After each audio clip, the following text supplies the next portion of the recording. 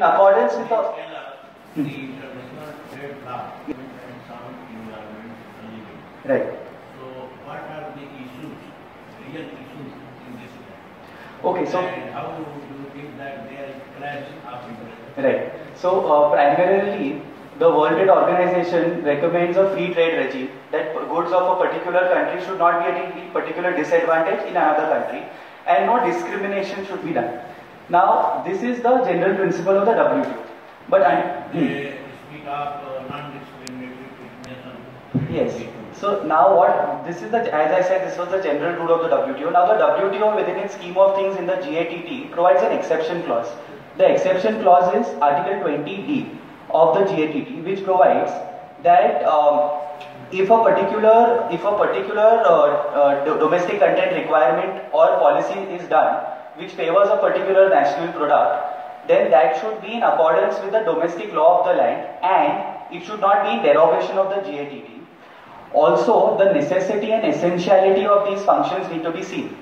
Now, in this case, what is important to note is that India has incorporated the United Nations framework on climate change, the Rio Declaration, the Paris Agreement, and a host of other international agreements, environmental agreements.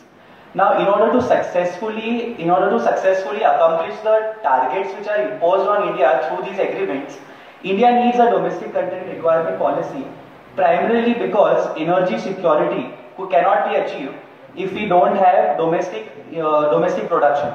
Moreover, what many analysts fail to observe is that these products are ultimately being imported from a foreign country.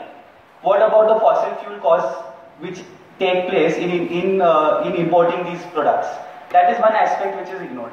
Also, unless you have a robust manufacturing sector within your country, you cannot ensure that you have energy security, and a lack of energy security will definitely prevent the country from fulfilling its environmental obligations.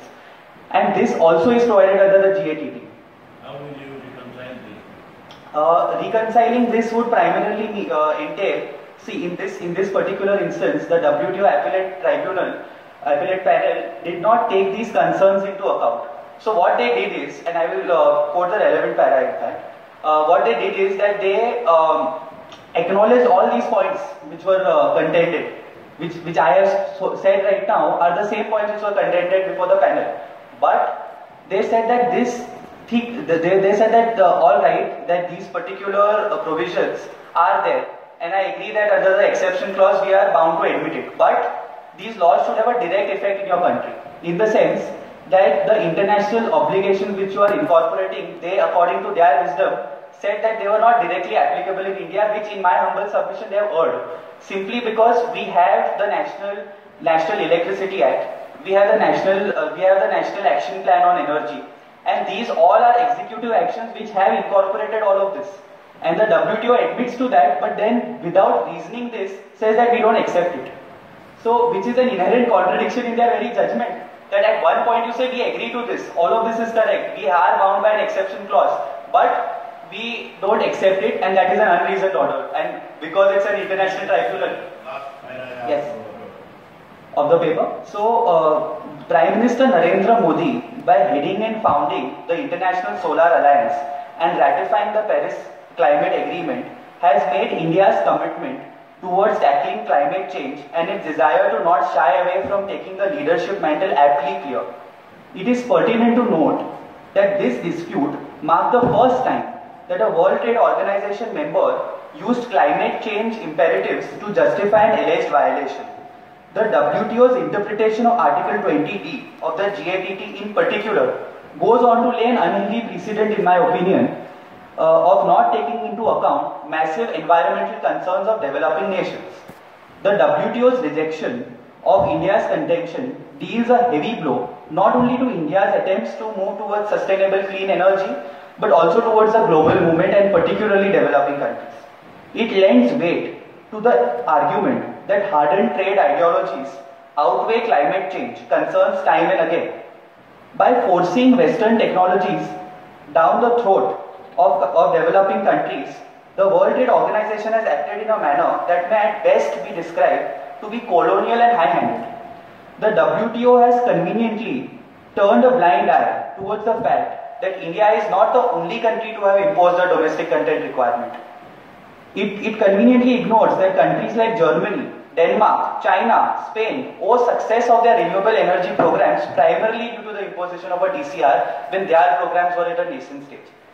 In fact, overproduction by these countries has led to a situation where the surplus goods in India, in turn, surplus goods are brought into developing countries like India, which in turn is responsible, is in fact a primary reason why a DCR was imposed in the first place.